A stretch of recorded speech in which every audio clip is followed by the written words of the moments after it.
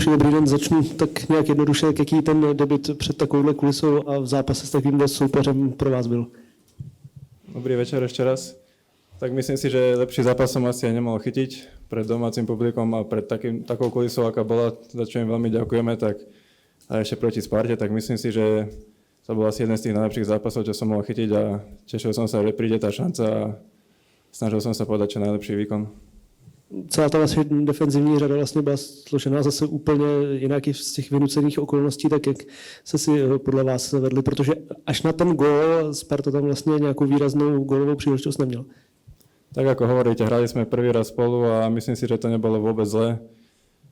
Škoda, že sme to neuhrali na tú nulu vzadu, ale máme sa v čom zlepšovať a myslím si, že časom to bude lepšie a lepšie. Ale myslím si, ako vy hovoríte, že moc sme ich nepustili do nejakých vyložených šancí a ten gól si myslím, že to bol aj dobrý center a tam už chýbali milimetr k tomu.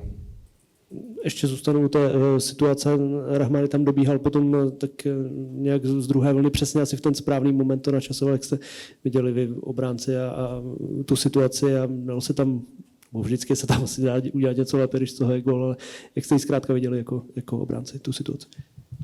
Tak ako hovoríte, vždycky sa dá spraviť niečo viac, ale myslím si, že on využil to, že bol vo väčšom pohybe ako my a on tam nabehol do tej lopty a možno ja som mohol byť trošku nižšie. Kráľoš mi hovoril, že sa ho mal chytiť skôr, takže bola to taká situácia asi, že presne pre nich ako vyšlo. Václav Havlíček, Mladá fronta. Dobrý den, Matuši. Jak je složité vlastně zůstat celou tu sezónu v roli nějakého náhradníka a každý trénink předvádět maximum, abyste se jednou té šance skutečně dočkal?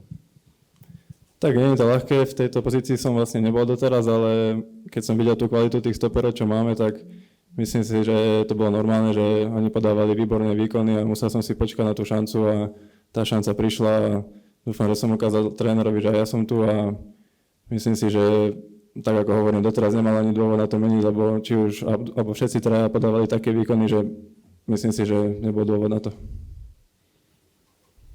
Michal Kvasnica, Deník Sport. Dobrý večer. Ten vzorek je sice malý, ale přece jenom klasická otázka. Srovnání Česká liga, Slovenská liga, ať už nejenom teda na hřišti, co vidíme my, ale i třeba tréninkový proces, jak si zvykáte. Děkuju.